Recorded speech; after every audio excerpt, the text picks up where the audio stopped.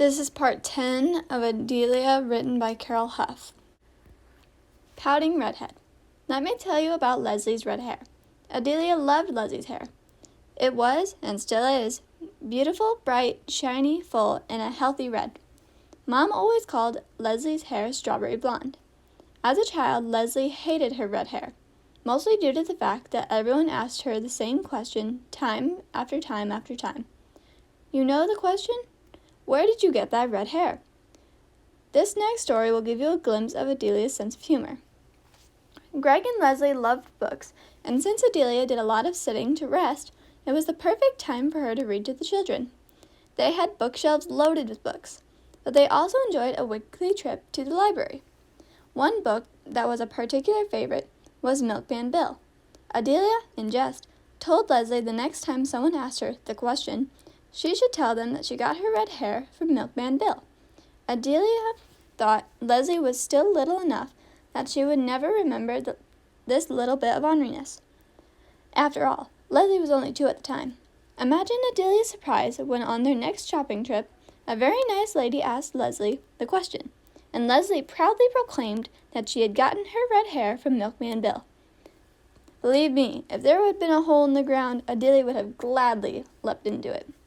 What Adelia did was take a deep breath and explain the whole story to the woman that had admired Leslie's red hair. As it turned out, the woman found the story quite amusing.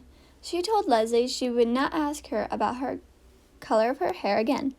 Then the woman advised Adelia never to say something in front of a young child if you truly do not want it repeated, since a child would invariably repeat it at the most embarrassing time. She was dead right on that. Life with a redhead can have its trying times. Leslie certainly had the temperament that is a part of the redhead package. Oh, she was adorable, but if you riled her temper, watch out. Now, temper tantrums with screaming and kicking were not Leslie's style. Oh, no.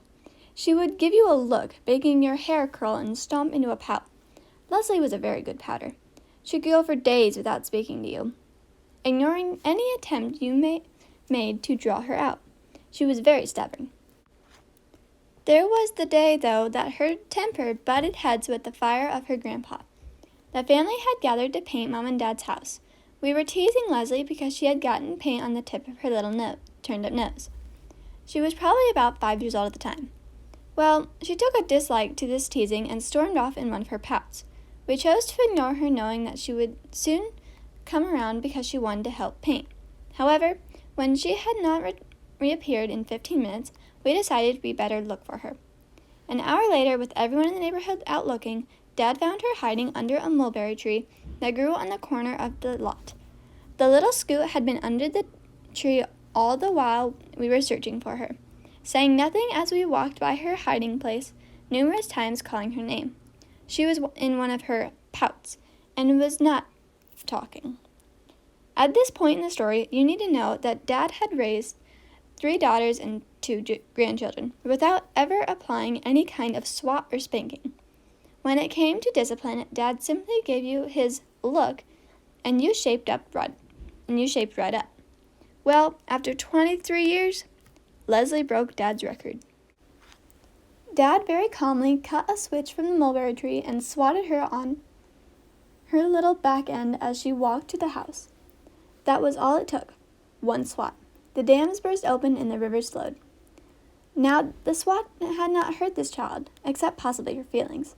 So we could not only conclude that it was disbelief and shock that Grandpa had applied the swat that triggered her reaction.